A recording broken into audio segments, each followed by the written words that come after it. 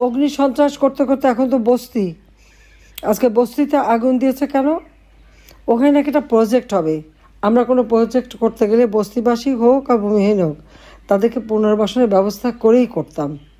আওয়ামী লীগ কখনও এভাবে উৎখাত করেনি। তাদেরকে নোটিশ দেওয়া হয়েছে, আর নোটিশ দেওয়ার সাথে সাথে তাদের বলছে সরে যেতে। তো এই শীতের মধ্যে ওরা যাবে কোথায়, থাকবে কোথায়? দিনের পর দিন তারা এখানে আসছে, এখান থেকে তাদের জীবন জীবিকা। বাস বস্তি জ্বলা শুরু করলো। একটা মানুষ তার কোনো জিনিস নিয়ে বেরোতে পারেনি, একেবারে শূন্য হয়ে রিক্ত হাতে তাকে কোনো মতে জীবনটা নিয়ে বেঁচে আসতে হয়েছে। কতজন পুড়ে মারা গেছে এখনও সে খবর দেওয়া হয়নি। এই আগুনটা সম্পূর্ণ চক্রান্ত করেই করা।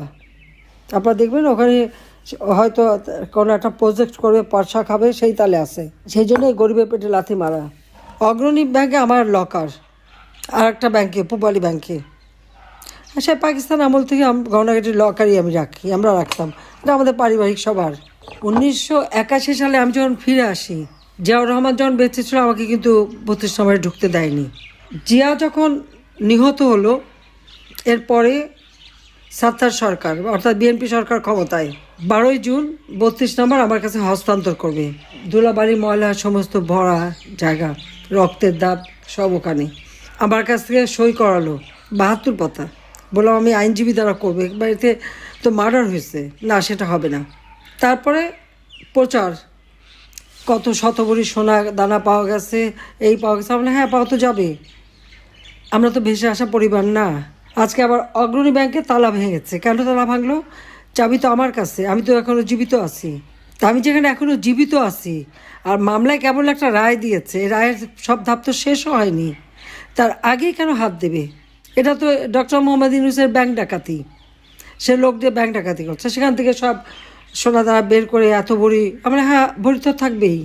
সেখানে আমার না দাদি, নানি, আমার মা, কামালের বিয়ে হয়েছে, কামালের বউয়ের গহনা, জামালের বউয়ের গহনা, এমনকি পুতুলের বিয়ের পরে তার কিছু গহনা সবই তো ওখানে রাখা ছিল। তা আমাদের তো ছিল গহনা, আমরা তো অস্বীকার করি না।